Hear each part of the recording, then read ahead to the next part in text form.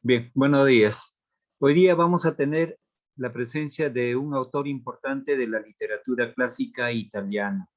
Entonces, cuando hablamos de literatura, ya hemos visto literatura griega, literatura hindú, literatura china, literatura babilónica.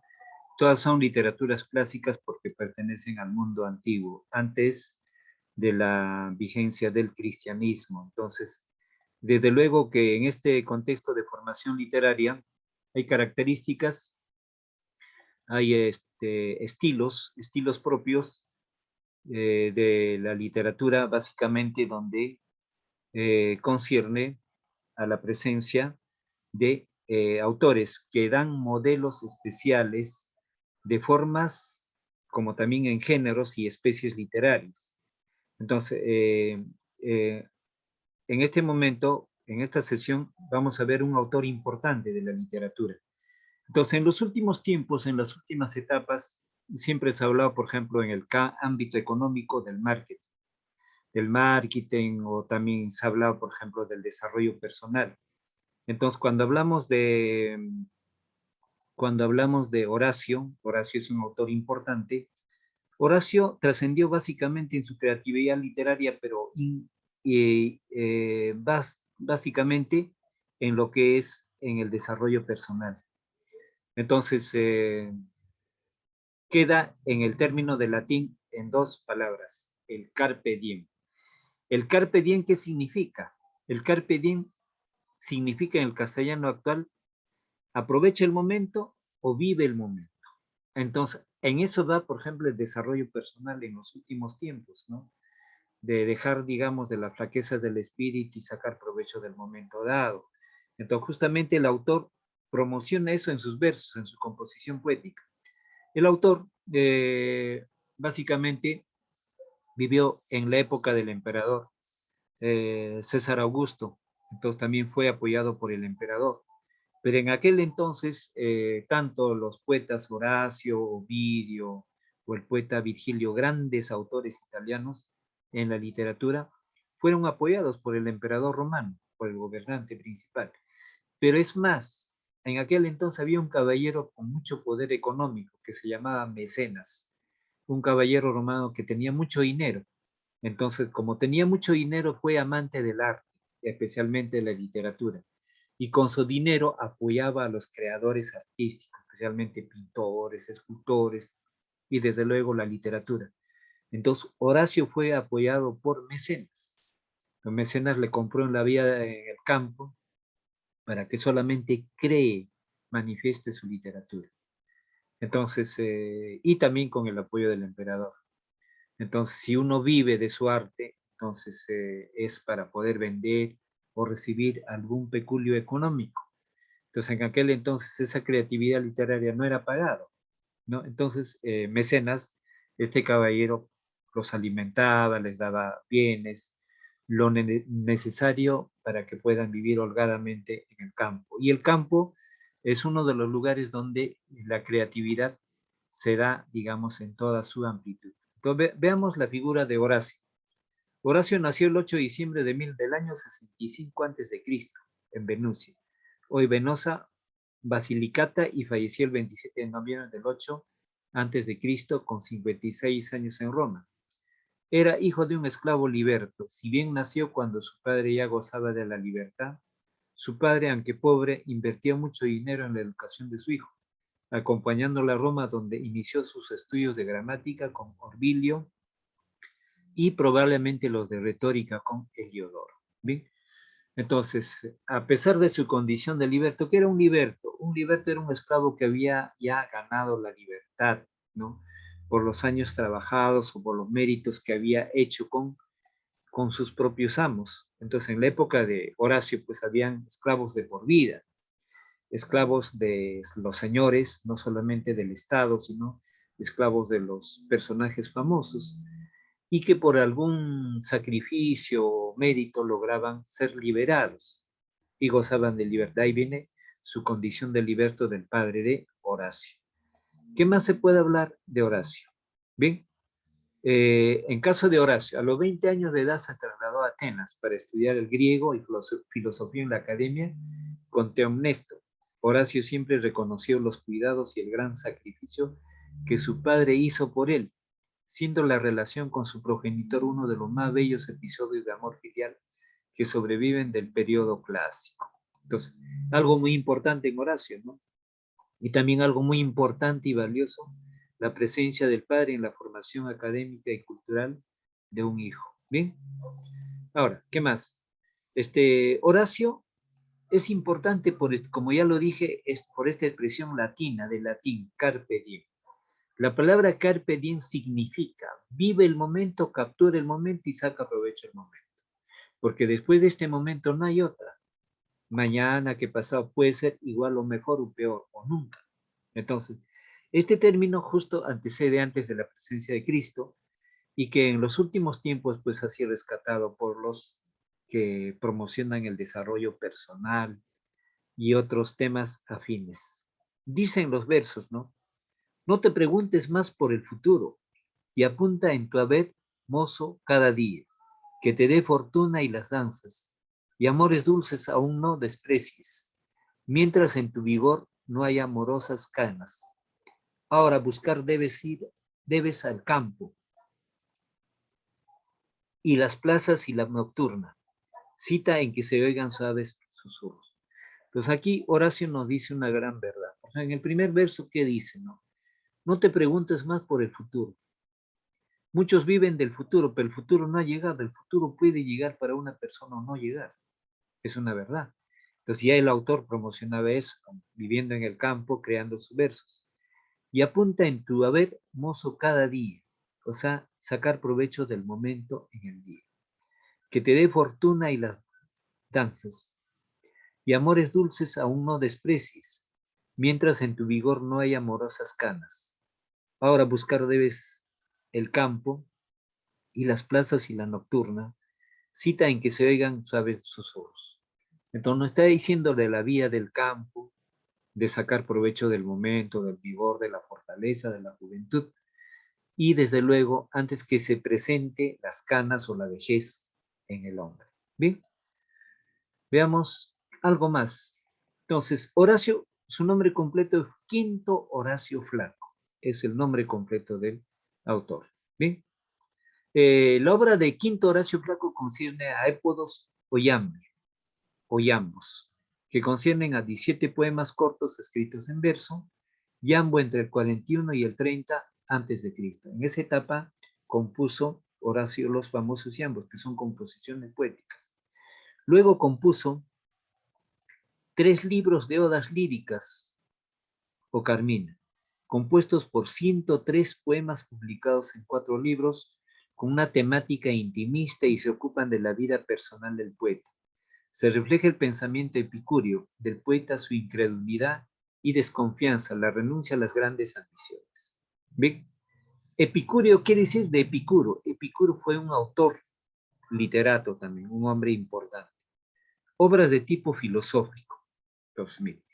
En obra de tipo filosófico, las más importantes en las que desarrollando ideas estoicas y epicúreas, enhebra reflexiones llenas de melancolía sobre el paso del tiempo y la muerte inexorable.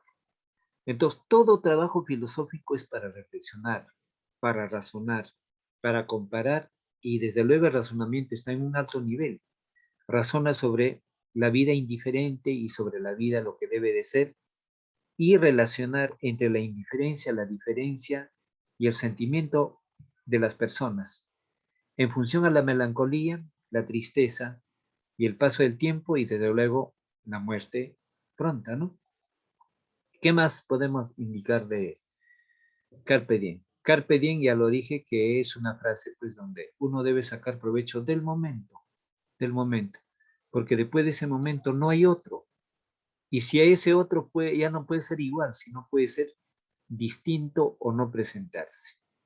Entonces, su manifestación literaria podemos ver los épodos. Fueron originalmente llamados yambi, pues imitaban el estilo y temática métrica de los antiguos poetas griegos, que cultivaron el género yámbico, en especial Arquilo. Posteriormente los gramáticos dieron el nombre de épodos. A la colección, pues, en verso más largo seguía normalmente uno más breve. Son 17 composiciones de tema variado en los que Horacio ya caricaturiza a personajes de tipo de su época, poetas, hechiceras, avaros, ya critica aspectos de la vida cotidiana, ya trata del tema del banquete y el vino. El épodo más conocido es el que comienza con las famosas palabras Beatus Ill, en el que Horacio alaba la vida tranquila del campo frente a la ajetreada vida de la ciudad. Entonces aquí explico, el Beatus Ille valora, desde luego, la vida del campo. Por ejemplo, en literatura de tercero deben haber visto correspondiente al Renacimiento. En el Renacimiento se valora la vida del campo, la tranquilidad del campo. En la poesía del español, Fray Luis de León. En el campo, ¿quiénes viven? Los sabios, los hombres inteligentes. El campo está lleno de tranquilidad, armonía y paz, ¿no? Especialmente para los hombres sabios, para quien sabe vivir. Entonces ya eso no era nueva en literatura española, ya tenía influencia del Beatus Ill creado por Horacio, en el que Horacio alaba la vida tranquila del campo frente a la ajetreada vida de la ciudad. Lo curioso es que en los últimos versos se pone de manifiesto que paradójicamente este elogio está puesto en la boca de un usurero que está deseando que le paguen sus deudores para continuar con sus ganancias. Este poema fue imitado en época renacentista por Fray Luis de León en su oda a la vida retirada. Bien, pues, ¿qué más del...? Acá tenemos una composición breve, dice, ¿no? Dichoso aquel que, lejos de las ocupaciones, como la primitiva raza de los mortales, labra los campos heredados de sus padres, con sus propios bueyes, libre de toda usura, y no se despierta como el soldado al oír la sanguinaria trompeta de guerra, ni se asusta entre las iras del mar, dichoso el que pleitos aleja. Entonces acá enaltece la vida tranquila y armoniosa del campo. Bien, entonces, desde luego, pues ese es el Beatus Ill. El Beatus Ill es otra de las manifestaciones de Horacio, donde enaltece la vida tranquila del campo. Ahora, eso es en cuanto a las composiciones iámbicas. Ahora, en las odas, ¿qué es una oda? Para recordarles, una oda es una composición poética de tono solemne, de respeto, de elegancia y de admiración, de enaltecer aquello que es muy importante, muy valioso y que cause admiración. Entonces, fueron denominadas por Horacio Carmina canciones. Componen un total de 4 libros. El cuarto publicado mucho después que los 3 primeros, con un total de 103 odas. Con ellas no solo Horacio, sino también la lírica romana llegan a sus más altas cimas, apartándose de los gustos de los neotéricos. Sus maestros no van a ser los poetas griegos alejandrinos, sino los poetas arcaicos, Alceo, Safo, Anacreonte, Píndaro. Estos personajes, Alceo, Safo, Anacreonte y Píndaro, fueron autores anteriores a Horacio y los amigos. Por ejemplo, Safo fue una poetisa griega, ¿bien? Como ya había hecho Catulo, pero no de forma sistemática. Horacio introdujo y adaptó los metros griegos a la lengua latina, consiguiendo perfectas composiciones desde el punto de vista formal. La temática de las odas es muy variada: el amor, el paso del tiempo, los placeres de un banquete y un buen vino, los amigos, alabanza de personajes destacados de la vida política de Roma, himnos. Analicemos algunos de estos grupos temáticos. Bien, entonces, la literatura latina clásica es menor que la literatura griega. La literatura griega es más antigua, entonces estos autores en Horacio ya se imitan a autores griegos, como el caso de Safo, por ejemplo, que es una poetisa griega. Entonces hay una influencia. Miren, militarmente Roma conquista el mundo, pero culturalmente Grecia conquista Roma, porque es una cultura, es una civilización que se da después en el tiempo. Bien, ¿qué más?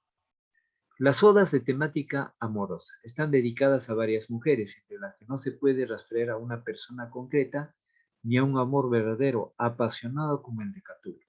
Bien, entonces, ya lo dije que es una oda, ¿no? Las odas de temática filosófica forman el grupo más destacado de su poesía y en el que ejerció más influencia en la literatura posterior. Aunque en algunos se presenten ideas estoicas, predomina la filosofía epicúrea que practicaba el autor.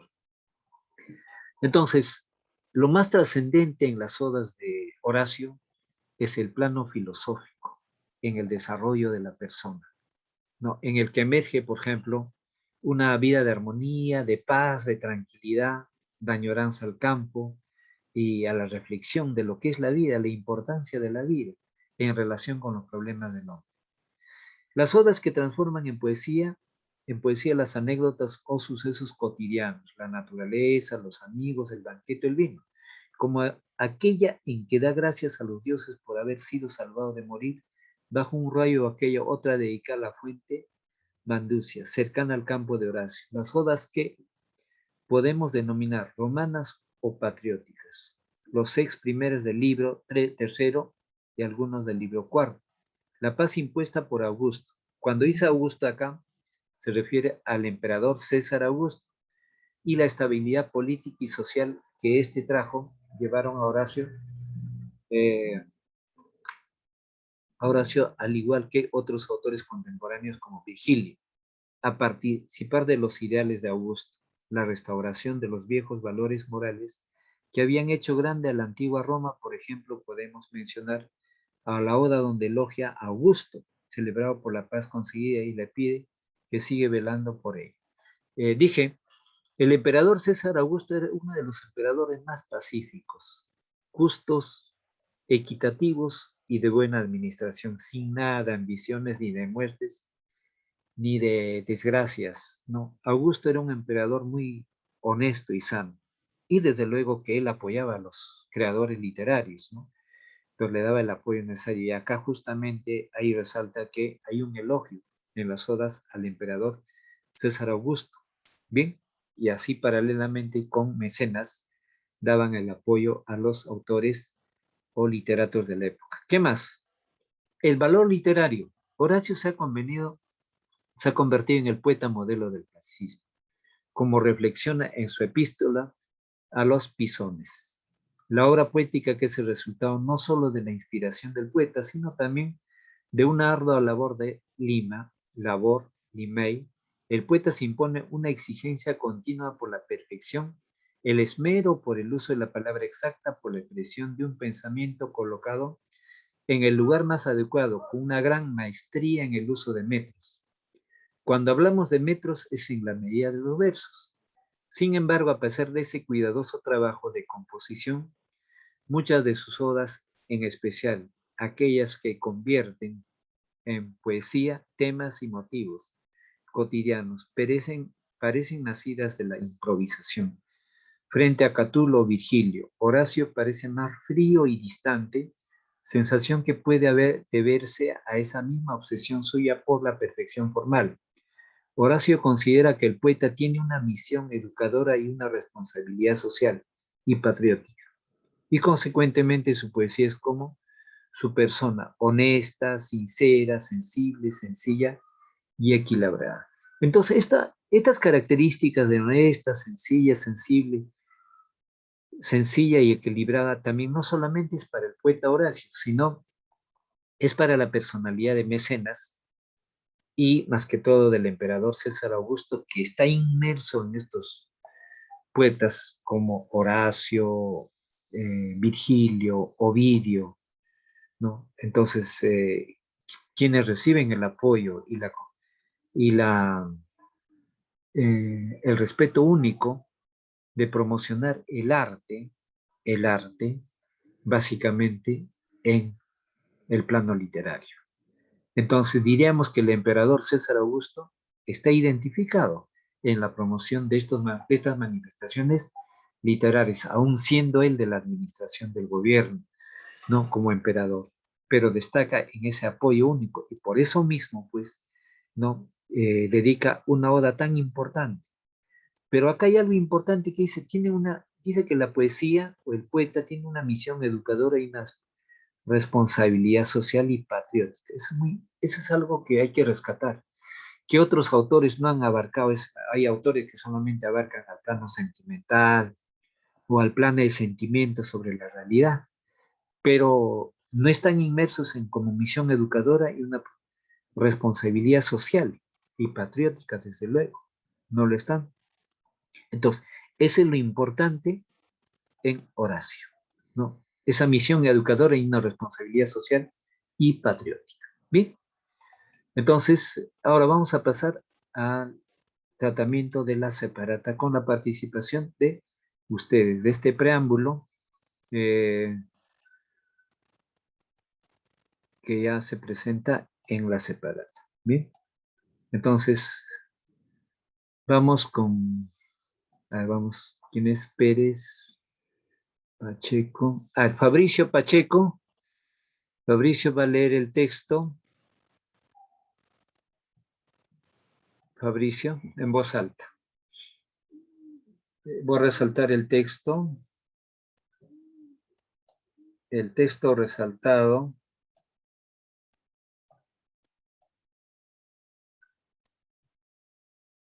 Fabricio. Fabricio, ¿me escucha? Fabricio. Voy a leer, profe.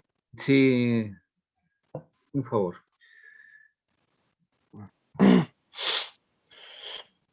Poeta latino nacido en Venusia, actual Venosa, en la región de Apulia, el 8 de diciembre del 65 a.C.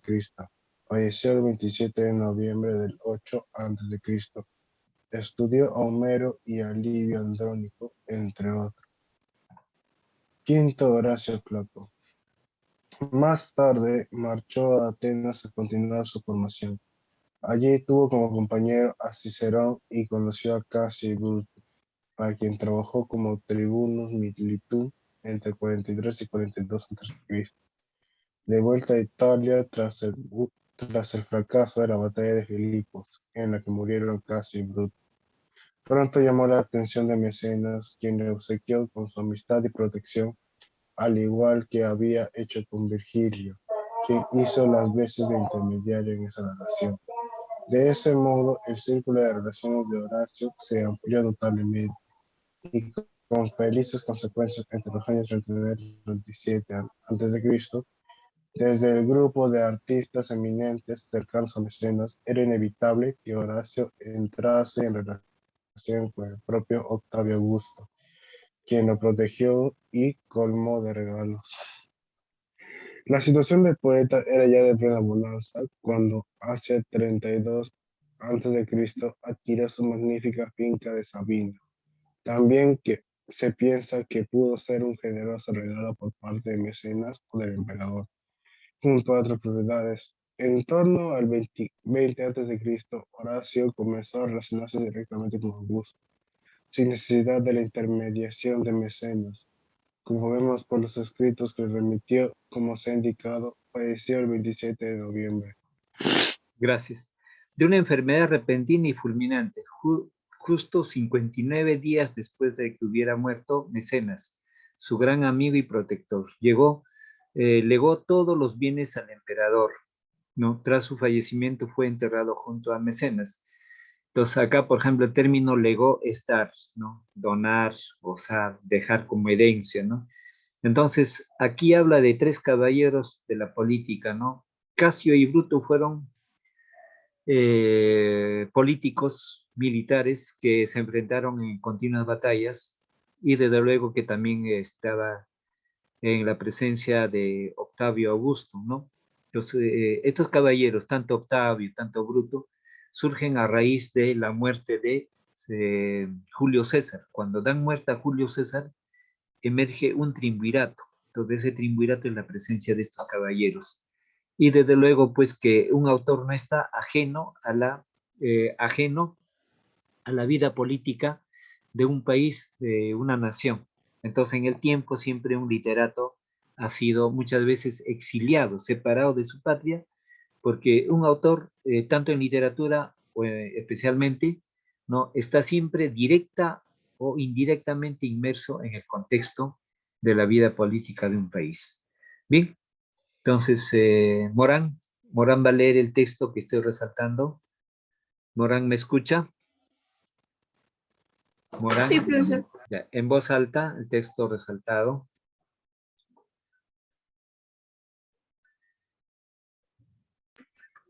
Ya.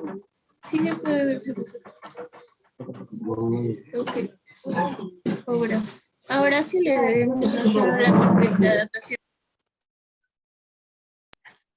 Ahora sí le debemos no solo la perfecta adaptación al latín de los temas y metros de la poesía lírica y yámbrica griegas, sino también una reflexión consciente sobre la propia creación poética.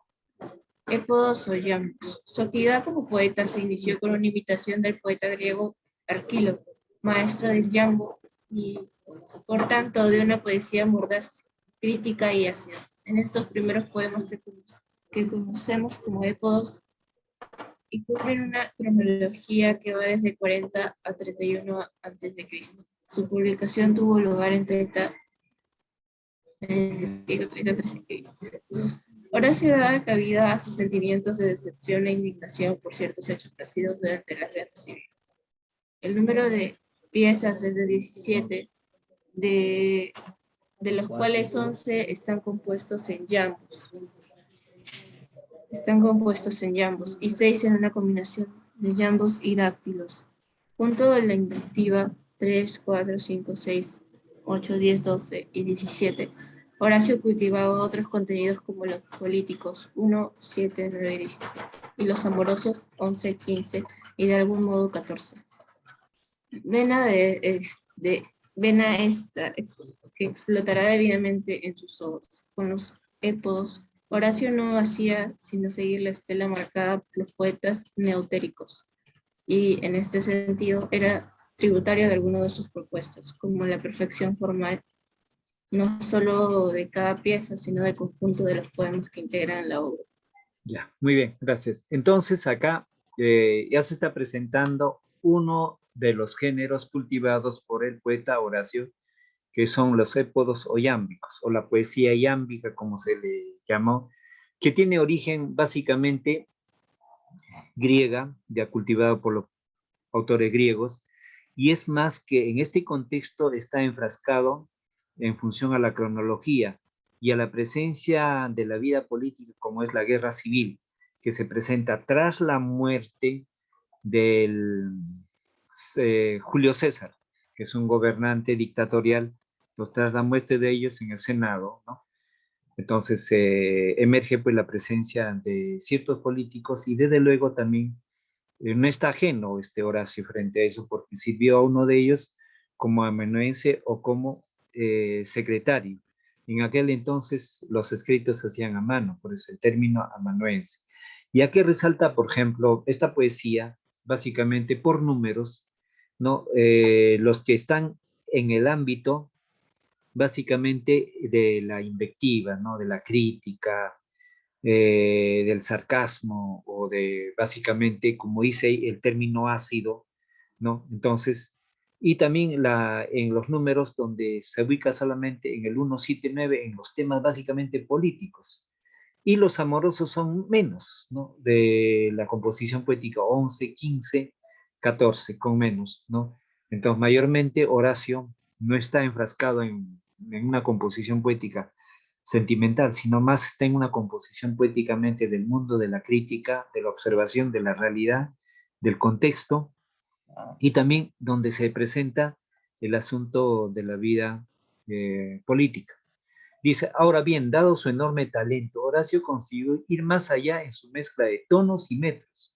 Cuando se habla de metros, quiere decir la medida de los versos. Así, frente a Catulo, otro autor, literato, dejó de lado el dístico elegíaco, ¿no? Cuando se habla dístico, es de una composición básicamente pareada, ¿no? Con tono, con rima, etcétera. Cuando se dice elegíaco de tristeza y prefirió adoptar otras estrofas de 2 versos. De igual modo, no se perciben en su obra atisbos de amor apasionado o de odio encontrado, Al igual que sus sermones, las críticas aceradas no se dirigen contra personajes concretos, sino contra estereotipos. Entonces es una forma muy didáctica, ¿no? O sea, la crítica, por ejemplo, en literatura española, entre Góngora y Francisco de Quevedo habían enfrentamientos por celo de sus composiciones poéticas y de sus obras. Y cada uno se lanzaba composiciones poéticas en crítica acerba. Pero en caso de Horacio sale de ese, no nominaliza quién es, sino crea modelos. ¿Qué tal modelo? No, a tal modelo es la crítica. Entonces está frente a eso el término estereotipo, o modelos o tipos de conducta contra los que va, digamos, la crítica acerba, las aclaraciones o los sermones. Dice, solo hay una alusión a Mecenas, en el número 3 por haberle dado ajo. De esa manera Horacio se jactaba de haber introducido en Roma la poesía de Arquílogo, un nuevo modelo que ahora quedaba también tamizada en la influencia de la poesía de los neotéricos, o sea, de los nuevos estilos de composición poética, quienes cultivaban eso, ¿bien? Ese estilo.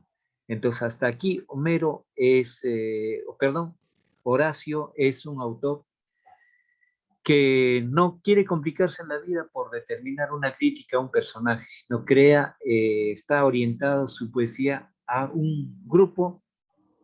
eh, a un grupo básicamente del ámbito de las innovaciones y a un grupo básicamente que encierra una conducta específica. Bien, entonces dice, Horacio consiguió crear un nuevo cauce expresivo para la subjetividad del poeta, para su yo literario, que daba cabida tanto a los temas patrióticos, generalmente marcados por un pesimismo, cierto pesimismo, como a los personajes que aparecen tratados con un cierto espíritu ácido y socarrón. Este término, mire, el ácido socarrón es cuando hay una crítica fuerte sobre un personaje. Bien, muy bien amoldado a las características del metro,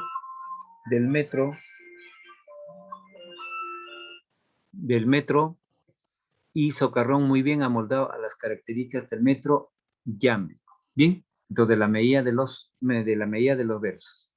Ahora veamos aparte de los iambos, las composiciones odas. ¿Qué es una oda? Ya lo había dicho. Una oda es una composición poética de tono solemne, ¿no? De respeto, de alabanza, de admiración.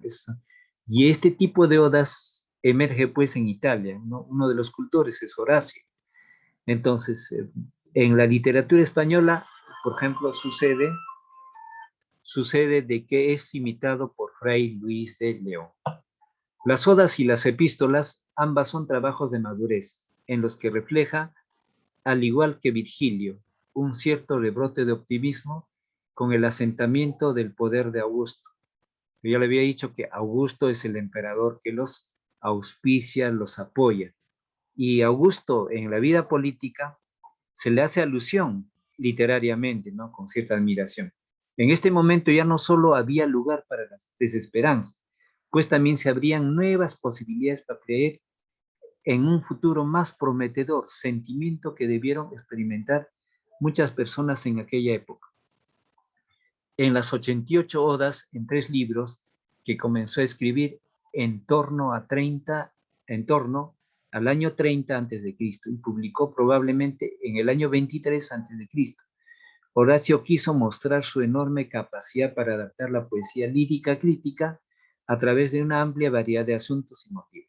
Ciertamente muchos de los temas de este poemario habían sido tratados en los épodos, ¿sí? Pero ahora la arropada con una intención y tono nuevos. Con esos patrones como punto de partida, Horacio inició su empresa poética con la que pretendía abrir la lírica latina a un sinfín de temas apoyados en una gran variedad métrica. Entonces, el texto hace alusión de que Horacio, aparte de ser un creador de la literatura, hace un trabajo de innovación, de adaptación, y crear nuevos estilos y darle un nuevo horizonte a la poesía italiana. ¿Ven? Ya se ha visto, por ejemplo, en la diapositiva, la importancia y la trascendencia de su obra literaria.